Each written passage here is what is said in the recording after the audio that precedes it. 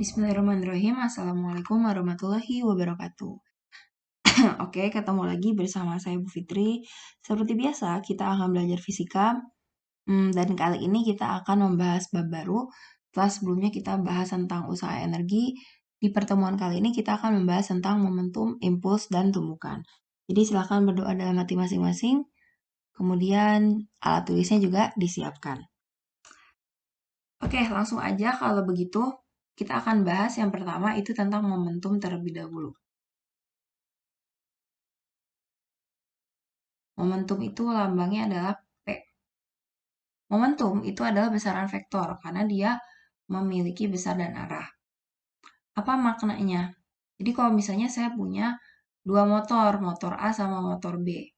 Yang ini 10 kilo. Apa ya? Misalnya 5 ton, yang ini 6 ton. Mana yang lebih sulit untuk dihentikan? Tentu yang 6 ton. Kenapa? Karena masanya lebih gede. Atau nggak bisa ada motor A, motor B, masanya sama, tapi si ini 50 km per jam, si ini 60 km per jam. Siapa yang lebih sulit kita hentikan? Tentu yang ini, karena lebih cepat.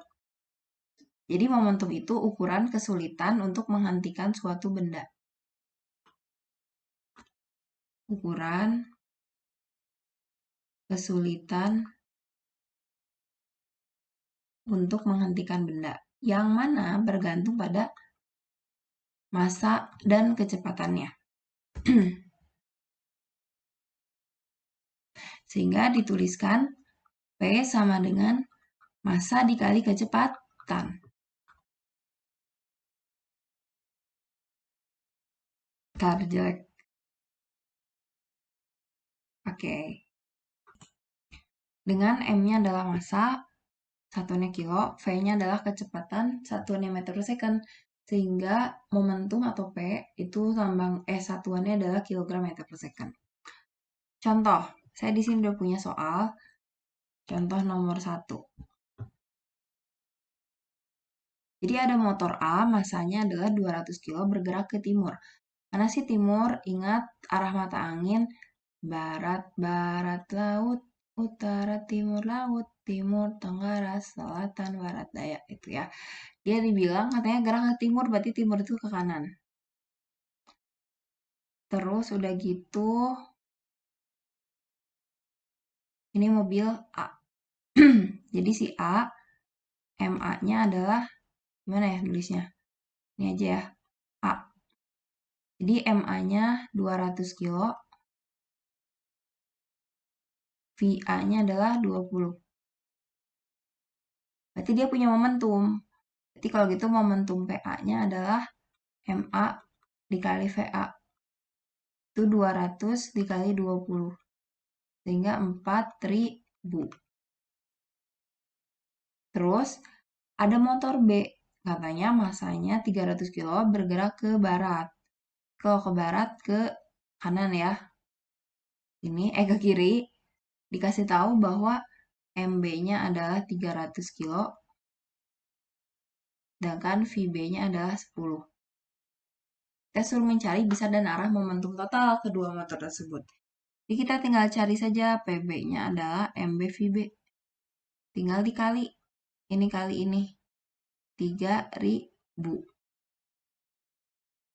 Nah, apa ini maksudnya momentum total? Kalau total itu dilihat dulu.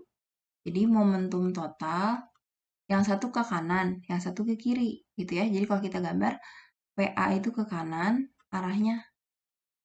Sedangkan PB itu ke kiri. Karena motor B kan ke kiri arahnya. Berarti kita kurangin aja. Yang besar kurangin kecil. Karena yang lebih besar yang A, ini kanan. Atau enggak kalau misalnya nggak tahu yang lebih gede yang mana, berarti dia kanan kurang kiri. Kita anggap kanannya adalah PA, kirinya adalah PB. Kok itu panah ya? PA-nya adalah 4.000 dikurang 3.000. Berarti jawabannya adalah 1.000 meter per second. Kemana arahnya? Karena dia lebih gede dia kan positif ke kanan. Kanan itu berarti timur. Gampang ya? Itu tentang momentum. Ya, pembahasan selanjutnya yang B itu adalah tentang impuls. Jadi yang B itu tentang impuls. Lambangnya adalah I. Kalian pernah main kasti? Jadi di kasti itu saya misalnya mukul bola kasti berarti saya ngasih gaya. Nah, kemudian gaya tersebut maksud saya pemukul sama bola itu nyentuh kan, saling bersentuhan. Impuls itu adalah gaya yang diberikan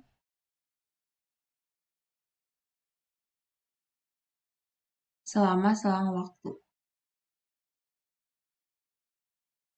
Selang waktu delta T. Atau dirumuskan F dikali dengan delta T. Dengan F itu adalah gaya dalam Newton, selang waktu itu delta T, impuls berarti I. Jadi satuannya adalah Newton second. Kalau misalnya ada grafik F terhadap delta T, maka di sini kan bentuknya ini ya. Nah, dari garis ke sumbu X, itu dia membentuk suatu luas. Misal saya tulis ini adalah luas 1, ini adalah luas 2. Nah, dia kalau ada di bawah sumbu X, itu tandanya negatif atau dikurangin. Kalau di atas dua-duanya, ya luasnya tinggal dijumlahin. Kalau ada yang di atas sama di bawah sumbu X, maka dikurangin. Nanti kamu bisa mencari impuls. Impuls itu dengan luas. Nah, selanjutnya kita coba contoh soal ya. Jadi besarnya resultan gaya yang bekerja, jadi ada grafik F terhadap T. Kita suruh mencari impuls setelah 0,3 detik. Nah, berarti ini kan berbentuk bidang. Kita bisa membagi menjadi 3 bagian atau 3 luas. Ini luas 1, luas 2, ini luas 3. Nah, kita cari satu-satu. Jadi kan kalau mencari impuls itu kan berarti pakai luas ya. Mintanya sampai 0,3 ya berarti sampai sini luasnya. Berarti kita pakai ada luas 3. Luas 1 itu kan berupa persegi, berarti maksudnya segi 4. 0,1 panjang kali lebar kan. Panjangnya adalah 0,1, lebarnya adalah 500. Ini dikali ini adalah 50. Terus luas 2, ini berupa apa? Trapesium. Ya ini kan kayak gini nih gambarnya. Nah biasanya suka pusing nih. Ini dari sini ke sini 500, terus dari sini ke sini, yang ini 1000. Nah, dari sini ke sini, berapa selisihnya? 0,2 dikurang 0,1 berarti 0,1.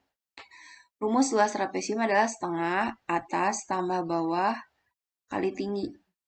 Atasnya ini, bawahnya ini, tingginya ini. Berarti atasnya 500, bawahnya 1000, bawah nih 1000, tingginya 0,1. Berarti setengah dikali 1500 dikali 0,1. Nah ini kita coret, jadi setengah kali 150 adalah 75. Lalu luas ketiga, itu berupa segitiga. Rumus luas segitiga setengah alas kali tinggi. Alasnya adalah ini ya, 0,1. Tingginya adalah ini, 1000. Ini kita coret, berarti setengah dikali 100 adalah 50. Sehingga nanti luas totalnya, impulsnya, itu tinggal dijumlahin luas 1 tambah luas 2 tambah luas 3. 50 tambah 75 tambah 50. Berarti jawabannya 175 Newton second. Nah, begitu ya.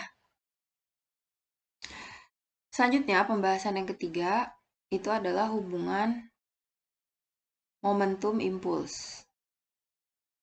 Jadi, apakah ada hubungan antara momentum dengan impuls? Saya akan berikan analogi, yaitu adalah kasti ya. Kalau kalian main bola kasti, kan ada pemukul tuh. Ini pemukul bola. Jadi bolanya datang kan. Bolanya datang. Nah, bolanya datang ke sini. Terus dipukul dengan gaya F. Jadi mula-mula kecepatannya adalah V1. Terus dipukul dengan gaya F. Nah, berarti nanti bakal lebih cepet ya gerakannya. Ya bakal punya kecepatan V2.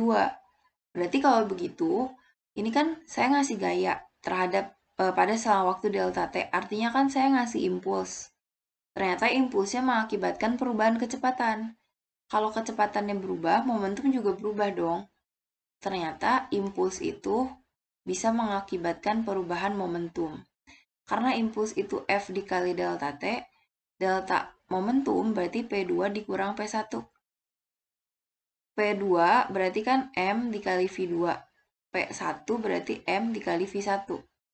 Saya bisa keluarkan M-nya V2 min V1. Nah, jadi nanti persamaannya ini atau ini. Jadi kalau misalnya ada impuls yang mengakibatkan perubahan momentum, berarti menggunakan persamaan ini. Kita coba latihan soal nomor 3. Jadi sebuah bola masanya 0,4 kilo. Diketahui masanya adalah 0,4 kilo.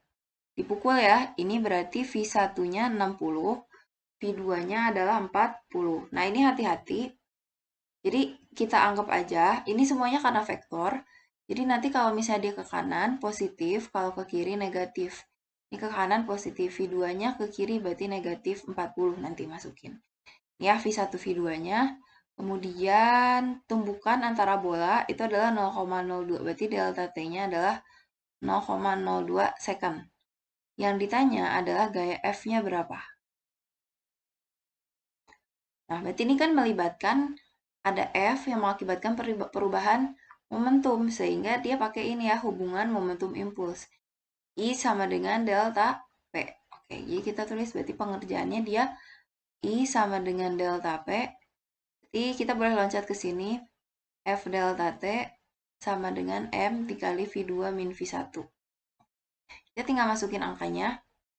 F-nya adalah, nah, F-nya yang dicari, delta T-nya 0,02, kita bikin pecahannya jadi 2 per 100. 2 per 100, masanya 0,4, kita bikin pecahan jadi 4 per 10. 4 per 10, V2-nya min 40, V1-nya 60. Ini bisa kita coret. 4 dibagi 2 adalah 2. Ini dikali ini jadi F per 10 sama dengan 2 dikali min 40 min 60 adalah min 100. Ini karena gak ada temennya berarti per 1. Kali silang, F kali 1 adalah F. 2 kali 100 min 200 kali 1000 kali 10 min 2000 Newton. Minus hanya menunjukkan bahwa dia gaya yang diberikannya melawan arah gerak mula-mula.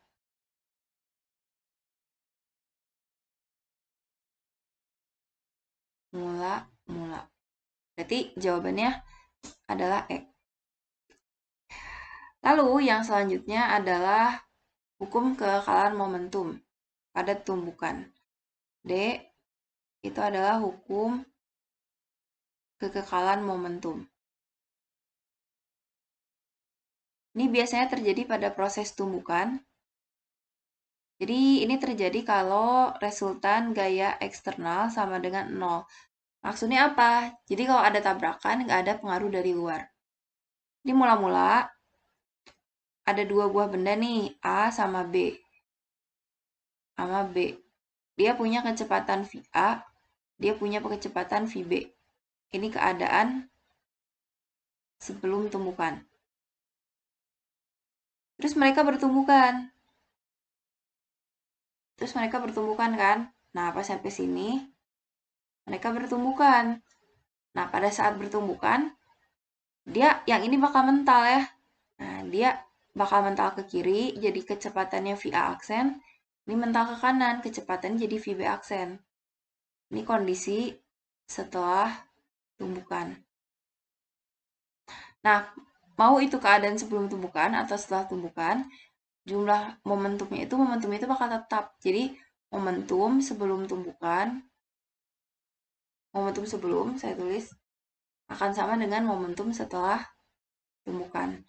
Karena bendanya ada dua, A sama B, momentum itu kan M kali V ya, berarti di sini berlaku MA VA tambah MB VB atau enggak saya jabarin dulu. Jadi kan momentumnya, ini bendanya kan ada dua, benda A sama B. Jadi kalau begitu, saya tuliskan PA tambah PB. Setelahnya juga ada PA aksen sama PB aksen. P itu kan M kali V, berarti MA VA. PB berarti MB VB. Sama dengan MA VA aksen sama MB VB aksen. Nah, ini ya, gunakan hukum kekekalan momentum. Nah, jadi karena hukum kekekalan momentum ini erat kaitannya sama tumbukan, jadi saya juga akan menjelaskan poin yang kelima. Yang terakhir itu adalah tentang tumbukan. Jadi ada 3 jenis tumbukan. Yang pertama itu adalah tumbukan lenting sempurna.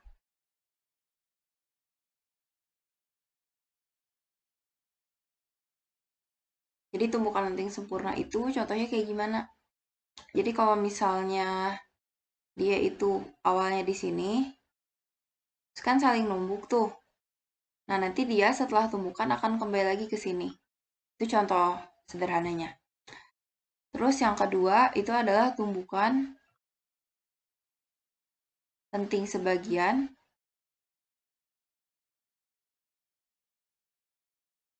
Tumbukan lenting sebagian contohnya kayak gimana? Contohnya adalah kalau misalnya kalian ngejatuhin bola, ya kayak ngejatuhin bola, nanti mantulnya bakal sama gak ketinggiannya? Enggak, bakal lebih rendah. Nah, itu contoh tumbukan lenting sebagian. Nanti insya Allah kalau udah offline, nanti kita akan praktikum mengenai ini. Yang ketiga adalah tumbukan yang tidak lenting sama sekali. Tidak lenting sama sekali. Contohnya kayak gimana? Contohnya kayak misalnya kecelakaan, tabrakan, nah dia akan bergerak bersama setelah tumbukan. Bergerak bersama setelah tumbukan. Atau dia bersarang. Atau bersatu. Nah, jadi nanti VA aksen sama VB aksennya bakal sama. Dari kesemua jenis tumbukan ini, semuanya berlaku hukum kekekalan momentum. Gitu ya, jadi semuanya berlaku P sama dengan P aksen. Ini juga sama. P sama dengan P aksen. Ini juga P sama dengan P aksen berlaku. Ditemukan lenting sempurna berlaku hukum kekekalan energi mekanik.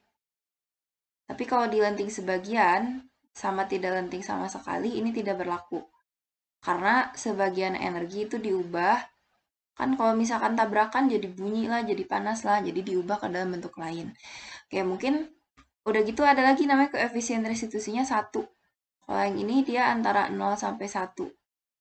Kalau yang ini dia koefisien restitusinya 0. Apa itu koefisien restitusi akan kita pelajari di pertemuan selanjutnya. Jadi kita cukupkan sekian si penjelasan kali ini. Terima kasih. Assalamualaikum warahmatullahi wabarakatuh. Jangan lupa dicatat.